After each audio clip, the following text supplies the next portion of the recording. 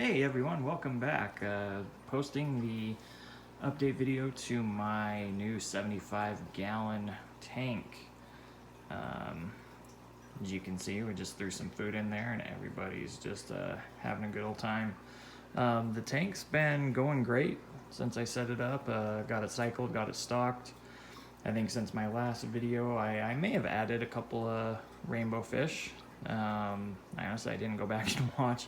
I know one of the turquoise Rainbowfish I had actually died on me. It was 100% my fault, but yeah, accidents happen. So got a couple more turquoise. Actually, I think that's the only change. I had the 3 male Bosemanis, 3 female Bosemanis,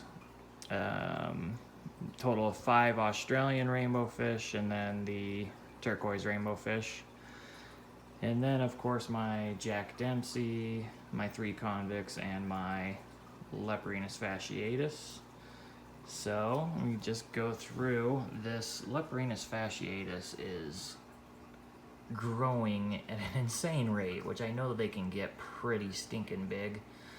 But I've never had a fish that grew that fast. If you watch the first video, he's maybe about an inch long and the width of a pencil. So he's like quadrupled in size in just a couple of months. So it'll be really fun to see, yeah, how big he gets. I hope he doesn't get too big. You know, I'll absolutely will rehome him if I need to, because I know these guys can get really huge. You know, I've seen them, if you put them in an open tank, they can reach 16, 18 inches. So hopefully he's on the smaller side, but I'll definitely make sure I do what's best for him in the long run, if that's rehoming him to a different place. My 3 convicts are really my favorite fish in this tank, and it's so funny to me because I slept on convicts for the longest time. I thought they were just really kind of mainstream and really boring, like just black and white. You know, you see different ones that are maybe a little whiter than others or a little darker, but I had no idea that they could be so colorful. Now, I will say, when I Google Convict Cichlid, the results don't really show convicts that are as colorful as these guys are. Now there's Bomber, and you can see some of the color that she has going on there. Blue and yellow in the fins, and then that red that goes up into the dorsal fin. So all 3 of them have that kind of coloration. Biffer has a lot more kind of green in the fins when he flashes. It's really cool. So I had no idea that convicts could be such good looking fish, and personality-wise, they're a lot of fun. They remind me of like my firecracker tropheus that I had, or you know, some of the more lively mbuna, like a sokolofi. So really happy that I got those. You know, I ultimately picked those out because, you know, they were deemed suitable tank nicks for a Jack Dempsey, and that was really the sole motivation. But now they're my favorite. I really love them. Bosemanis are doing really good. They're still my wife's favorite. She calls them the orange butts, so she likes her orange butts. But they're doing good. We've definitely had some grouping issues, some social issues. You can see this female here has gotten some good bumps and bruises. My male Aussie's got this little puff on his nose, a little wound, but otherwise it's fine. You know, it's just slowly healing. It's not like Colmenaris or anything like that. So the Leporinus, the fasciatus, is kind of a punk. I found this out. It's kind of funny because when I researched the fish, what mostly came up in species profiles and whatnot is that they are peaceful. And while I think for the most part that's true, they're also kind of little punks. They have a reputation for being fin nippers, and I definitely see that in this tank. He'll, you know, come along and just kind of take a run at somebody real quick.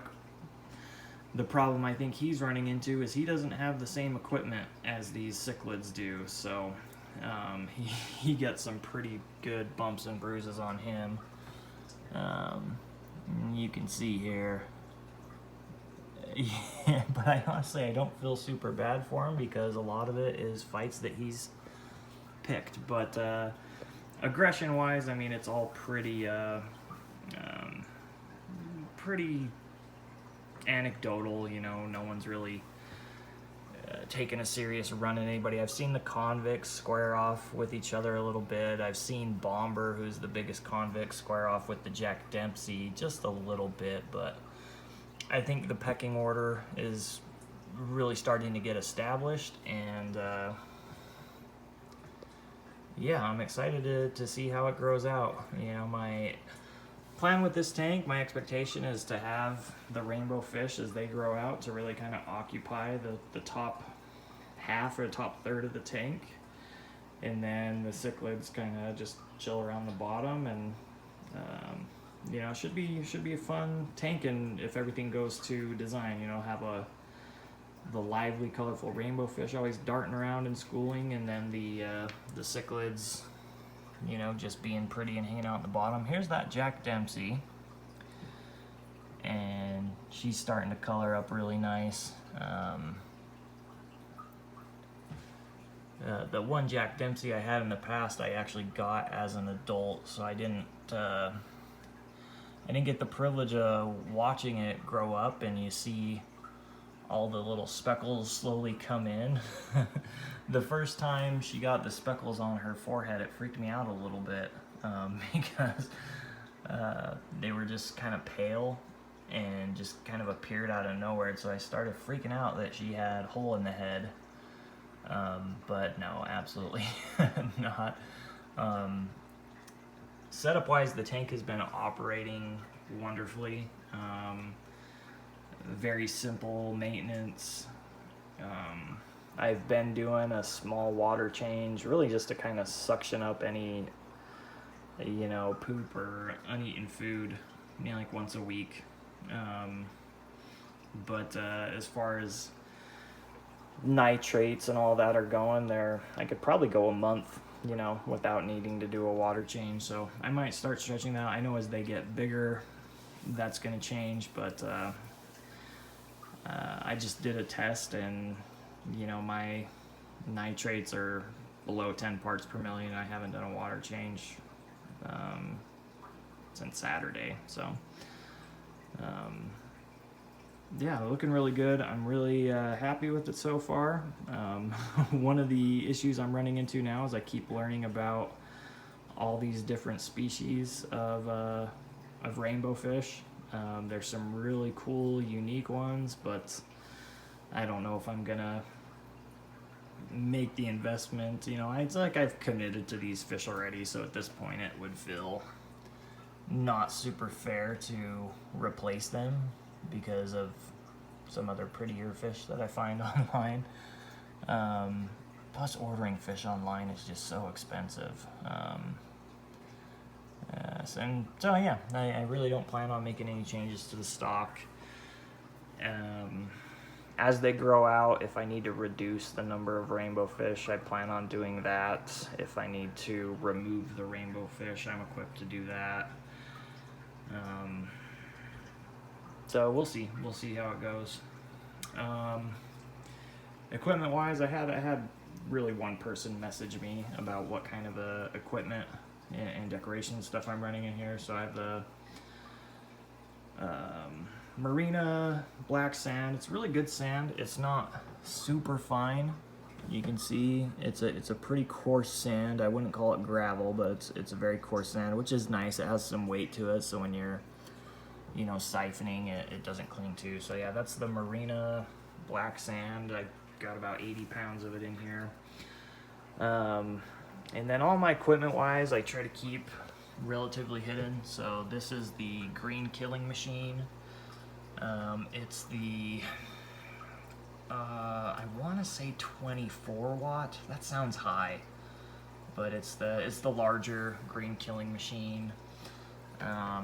have a heater under there, just a 300 watt heater. I honestly don't even remember what it is. And then hiding behind all that, if I come over here, oh man, I'm not even gonna be able to see it. There you go, you can kind of see it right there. Is the down stem to my API fill star, which I really like. So if we come down here, you're not gonna be able to see it, there's not enough light. But, yeah, API fill star.